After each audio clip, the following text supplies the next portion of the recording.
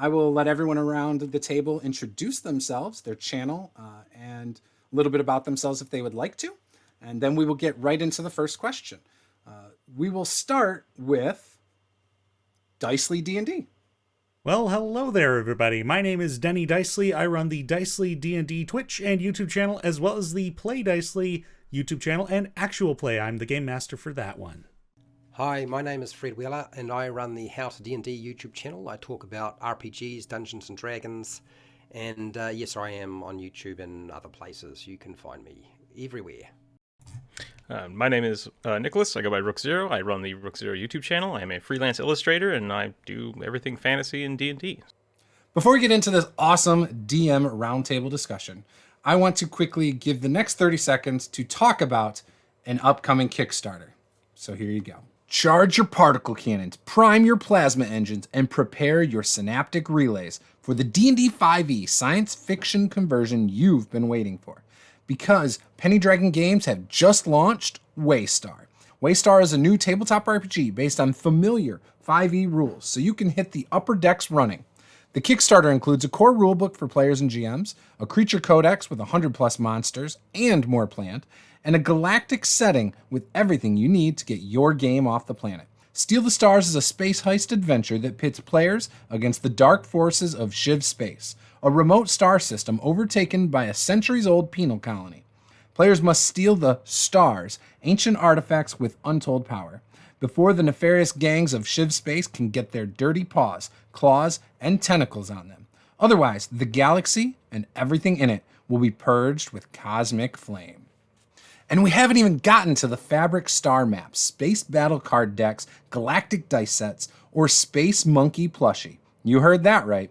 Wrench the Space Monkey is coming in hot. This Kickstarter provides everything you need to run a fast-paced, high-octane, ridiculously fun space adventure.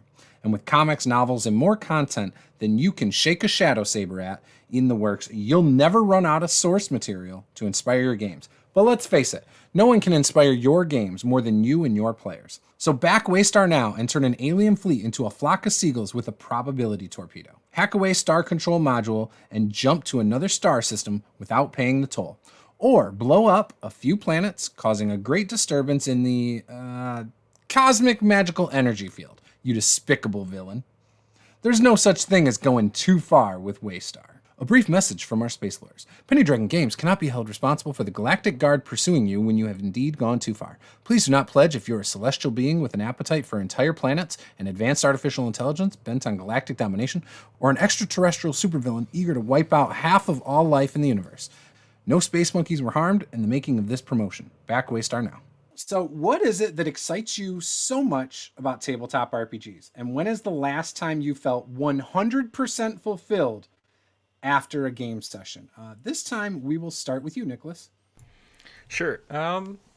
So for me, a lot of tabletop RPGs are, I want to say about the storytelling, but not so much as writing the story as much as actually like playing with the people. Like the fact that it is so interactive and whatever I bring to the table as the DM can be completely changed. That's what I love about it. I come from a big video game background, so like having that flexibility is something that you can't get really anywhere else. So that's what I'm really excited about.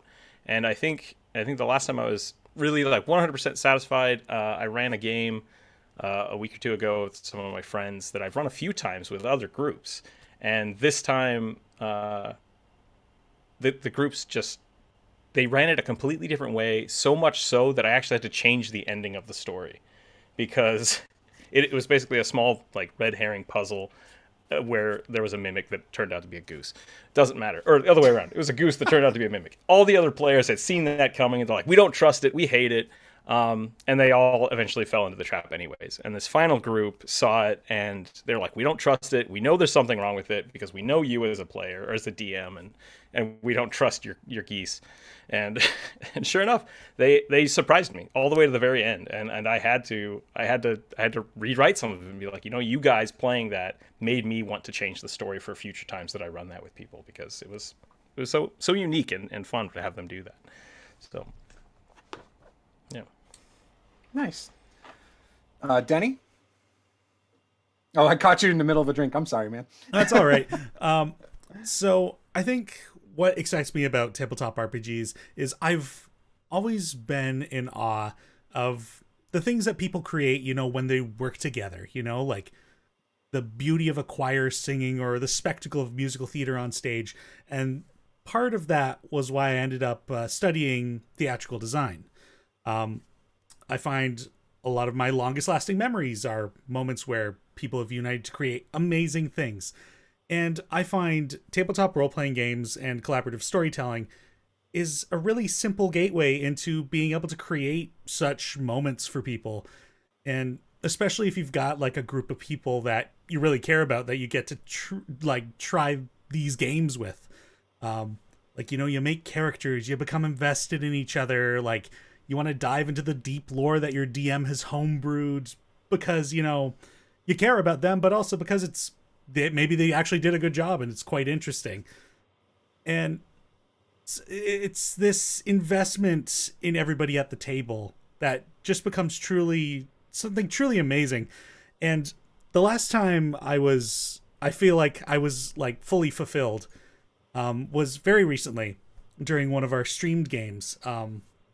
One of our players, the character who had been very, internalized, like had a lot of secrets, hadn't been sharing much with anybody, felt very, it was just them despite having their party. But something happened that caused them to, reveal so much about themselves, their history, the family they never talked about, and their deep sadness about not being able to start their own family. And despite myself as the game master having already knew all those details, because I collaborated with the player, I had to choke back tears because I was just sad for that character, and it was amazing to see that player, that friend of mine, be so passionate in their delivery of this information. And like, we all mourned for that character together. And I think it's being able to be moved by D&D is so fantastic, and like strive to get there. Cause I love being moved. D&D can be such a beautiful thing. Yeah. That's, for some people, like, I feel like this hobby can, again, like you're saying, it can move you, but like, it's very powerful. Like, we get attached to a lot of these characters, and if they've told a great story and maybe the story ends, it's just like a movie when you get really invested, and then all of a sudden it's like, oh, that character passed away or left the party for whatever reason or whatever. That is a very impactful moment. I thank you for sharing that. I love that, by the way. Fred? So this was the first part of the question wasn't that difficult. The second part of the question, I when I thought about it, I struggled, and I was trying to figure out why. And I was just trying to figure it out now. I was like jotting it down. I was like, okay, why is that the case? So I think the first thing that really drew me to Dungeons and Dragons is I came from tabletop wargaming, like 40k, Warhammer Fantasy. That's really sort of. I played board games that were sort of like Hero Quest and so forth. I tried to play Dungeons and Dragons, the role play game. I played the board game. I tried playing the role play game, but I really didn't understand it. And so a lot of my early exposure was hanging out with my family, relaxing, having a good time, and just having fun, just pretending that we were heroes in a fantasy world, killing monsters and taking their shit, essentially. And so I think, at its primal reason why I'm involved in it is, and this is why I went from tabletop wargaming to Dungeons and Dragons, is I realized I didn't actually have friends. I've kind of talked about this before, is that you don't have friends when you're playing tabletop wargames. And I know I always found it strange when people referred to Dungeons and Dragons as a tabletop wargame, because as I have actually played those, I don't see any real link other than historically the creators of Dungeons and Dragons used to play tabletop wargames, got frustrated with it and made Dungeons and Dragons. So I always find that confusing. But my biggest focus, I think, ultimately is hanging out with friends and family and relaxing. And that's the thing that sort of drives me. I mean, the adventure side of things, I really like that. I like the monsters. I like the fantasy. I like the idea of it being a story that we share. I think as I did my bachelor's degree in psychology, philosophy, and mathematics, and I did my counselling training and the teaching training as well, I started to realise when playing Dungeons and Dragons that actually Dungeons and Dragons can change people. It's one of those things where you can live out part of whatever fantasy you have, but you can deal with things in the Dungeons and Dragons world that you're too afraid to deal with in the real world, like slavery and racism and tyranny, and all those things, all those really hard topics. And so for me, although I started out my channel originally with the intent to get more people playing Dungeons and Dragons and more people dungeon mastering, that's really been the focus. I realized what I was actually trying to do is I was trying to get it to become like Monopoly, because I think one of the things I discovered with Monopoly is that it brings out the worst in people. Do you know what I mean? And so does chess. I played chess. I played in the chess club at school. And so now I kind of view Dungeons and Dragons, and it's probably one of the strongest factors for me. It's ultimately, in its end, it's my enjoyment with friends, family, and relaxing. But my goal, I think, behind all of it, why it excites me and inspires me, and why I keep doing it is, if I can get more people to play, I figure more people who play, they deal with issues they wouldn't be brave enough to deal with in real life. And if you can change the way they're thinking and the decisions they would make in their head, then maybe one day they will grow the balls to change the way they do things in the real world. Do you know what I mean? So we're not just trying to change people, we're trying to change the way they interact in the real world. Now, I know that sounds like drippy, but seriously, one of the strategies in counseling was role play, like getting people to role play to change behavior. And so I don't feel like it's outside the realm of possibility, although we are dealing with much tougher topics than normally individuals have to deal with, really. And then I'm trying to think, when was the last time I really was 100% fulfilled? And I don't remember. And I was like, well, why don't I remember? Have I not been fulfilled at some point? And I was like, well, no, there probably was. And then I realized my life is so busy, I just don't remember anything anymore. Relatable. Yeah, I really struggle. I have to write things down or I forget. And my house is just full of little notes everywhere. And so I think that's part of my problem, is it's hard for me to sort of just enjoy the moment because there's too much going on in my life. And so I don't remember, honestly, when the last time I was 100% fulfilled. But then I also have, hopefully nobody in my game is watching right now. So I think if you are watching, unlikely. Turn it off for 5 minutes. They won't. They'll stay. But hopefully they don't figure it out. I think they don't care about YouTube and Dungeons and Dragons YouTubers and so forth. So they probably won't spot this. But currently, my friend Simon is dungeon mastering Skull and Shackles, which is a pirate campaign. And I usually take a back seat as a player. I don't try to sort of step forward and be the front person or drive it. I let people just do their thing, and I kind of fill a support role, even if I am often playing a wizard and often get the cast fireball chant. But I will, yeah, it does happen. But what is actually happening right now is I know I don't have time to prep for another campaign if I want to run one. It just isn't enough time in the day, and I just don't have the energy. And so I actually am prepping my next campaign that I run while I'm playing that game.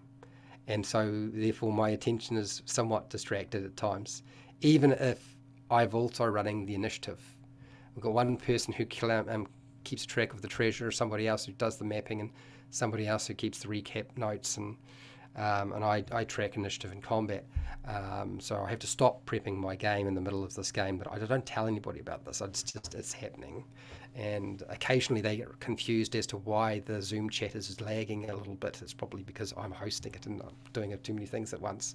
So that's probably why, and I'm 100% enjoying everything because I'm occupied trying to do my prep. So yeah, you got everything there. I don't think there's more to say. I love it. So it's funny you mentioned that. So this was a hard question for me too, and that's why I asked it, because I, trying to think of, like you were saying, I have a poor memory. I terrible at remembering names. For the life of me, I'll never remember a character name for any of my games pretty much, unless I've repeated it so much in game. I have to take notes on who's the character. Even when we've been playing for 3 years in a campaign, I forget names. It's just how I am. And all of that. But before I even get into that, so my roots with D&D go way back to being a small child. I remember my aunt used to babysit me, and she used to play Legend of Zelda on NES. We're talking like 1988, 1989 and era NES.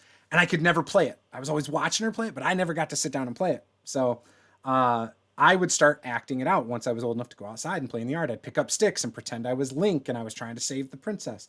And so I would role play or just play make-believe as this adventurer. I think that was my earliest, role-playing memories, right? Then a couple years later, around 92, I went to a friend's house. They had Hero Quest. Now, we had no idea how to play it. We were young kids, but the miniatures were cool as hell. You could set up the board how you wanted. My aunt, who was babysitting me one time, bought me that game.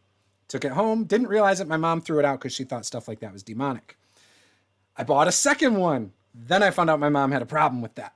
So, there was that. Didn't touch any of that kind of stuff again until like 97.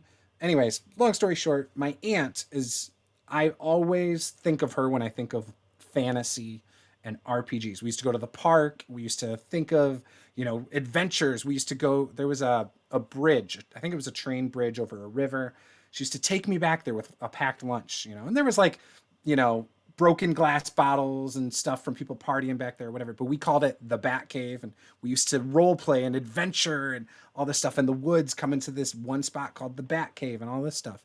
And so all these things, when I think of RPGs, I go back to my childhood thinking of all these times I played make-believe. A lot of it was with my aunt. Sometimes it was by myself, just around the yard or in the woods behind my house and stuff like that. So there's always that. Now, the aspect of the role-playing games to me that are my favorite is the collaborative storytelling. So when I'm a DM, for example, I like to not know where the story's going at all. I like to improv and play off of my players. And, I have ideas of what's happening in the background, but if they go a different direction, I'm running with it. My current campaign with the werewolves and stuff that I was talking about, I had no intention of them ever even really going to that city. I improv something, it kind of came up, and now we're there, and it's become a big part now. And I'm also working the actual idea that I wanted for the campaign in the background still. So, but I love the fact that I didn't plan this. This is my homebrew world. I know everything about these cities, but when I went to prep this past session, I had 2 sentences written down on paper. And then I also kind of sketched a map, but I already knew what it kind of looked like anyway. I just did it so I could, refer it and make sure I was consistent. But again, it's just playing off of them. My last session, I expected it to be a lot quicker in how they'd advance things. They literally spent a whole night investigating stuff I had no intention of. And again, I improv stuff. I randomly rolled for stuff, and the story was great, I felt. The end of the session, I got to work in some of the narrative things I really wanted to, and that was very satisfying for me.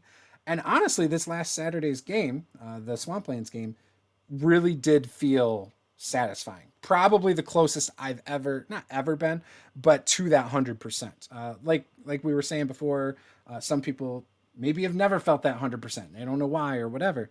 I have questioned that too. I love role-playing games. It's such a big part of my life.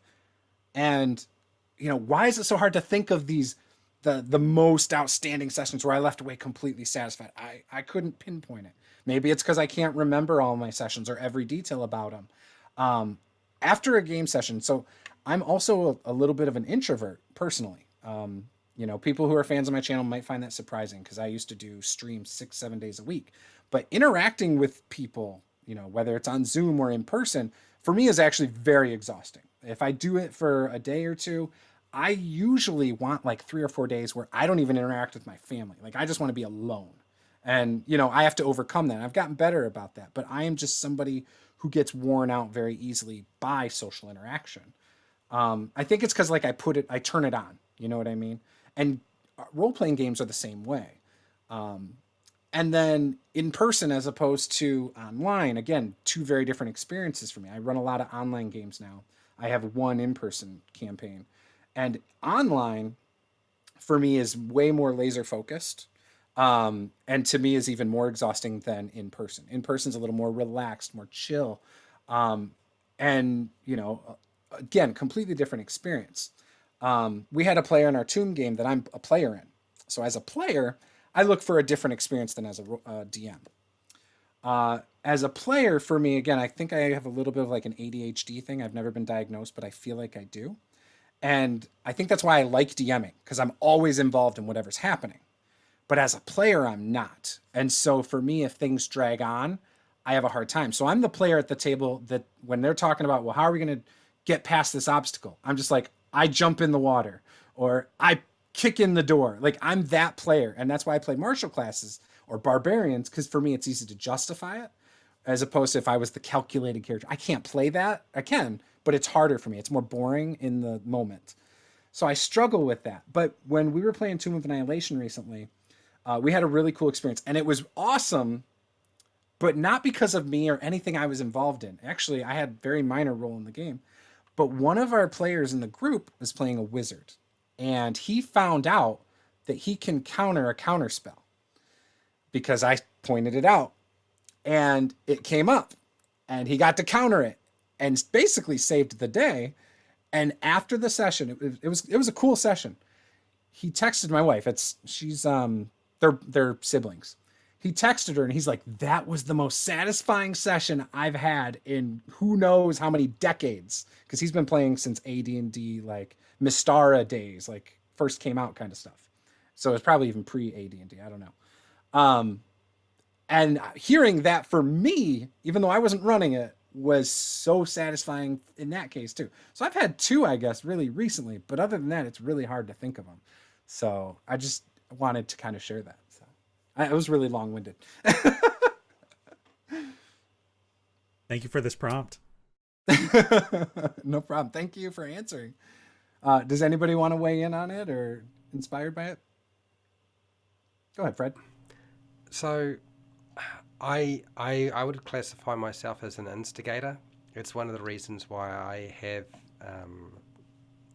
I'm the guy who gets frustrated when people sit there for 5 or 10 minutes and they haven't decided what they're going to do, and I was like, there's a door, just open the door, somebody listen at the door, do something, and I'll wait. But the problem is I've learned to wait, but when nothing happens and they haven't waited, I am prone to bouts of spannerishness. Do you know what the spanner in the works? Yeah. Never heard that, actually. So basically, if they don't do anything and the door doesn't get opened or somebody doesn't do something with the door, I have been prone to not just open the door. I will knock on the door and say, hello, is anybody home? And I know fully well that the place is full of monsters. And, of course, there's a bit of laughter from some people and others who are like, And then, of course, the Dungeon Master takes that as because I've just signaled, okay, I can now hide all my monsters and now there's an ambush set up on the other side of the doorway because nobody listened at the door and just opened it and tried to do the surprise thing.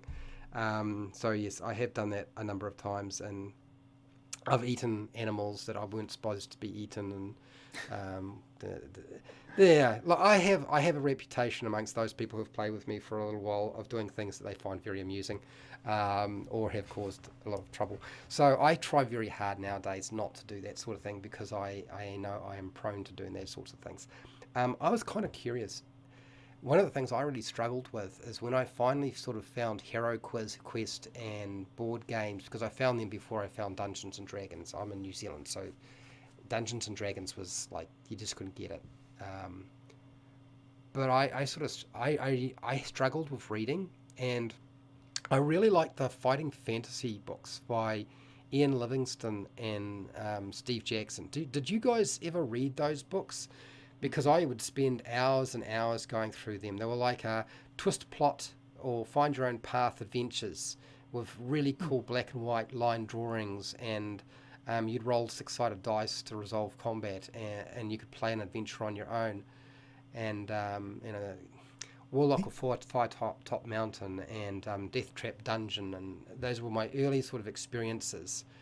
And I played those and bought as many as I could until they turned into garbage, which they did. But I remember I spent so much time, because there's a lot of time as a teenager where you're like, you don't fit in. Like, what are you going to do with yourself? Well, you can go down and fish for rock cod, or go skimboarding, or go kayaking, but you can't do that all the time. Sometimes you've just got to stay inside. So I just wondering if that's what you guys might have done. Tenny, you wanted to say something there for a second. The books he was describing, I didn't ever remember the authors, but you just brought back visions of books I found in like my grade 4 teacher's, like he had like a desk, and I found these books. I'm like, can I read these? He's like, yeah, sure. And it was these like choose your own adventure books. That might have been my first exposure to these kind of this genre, I believe. Wow, that's a deep pull. I personally remember doing the, like, you read the chapter book, and sometimes it has little illustrations here and there that you can like jump to different pages. Never with dice for me. I've never seen one that had rolled dice or whatever. But I've heard people talk, probably the exact thing you're talking about, from like back in the like early 90s maybe. I've heard people talk about that stuff, like choose your own adventures, but like actually role playing it out, like with dice, and not role playing, but doing combat with dice and all that stuff. I've heard of people doing that. Gosh, there's a certain YouTube channel I think that talked about it, who's a D&D creator. Is it Questwise maybe? I don't know. Somebody in our community who's kind of done that before. So who was talking about those a long time ago. It probably was Questwise, because he works in a bookstore, and he's done that for a long time. But yeah, but I have not read what you're talking about.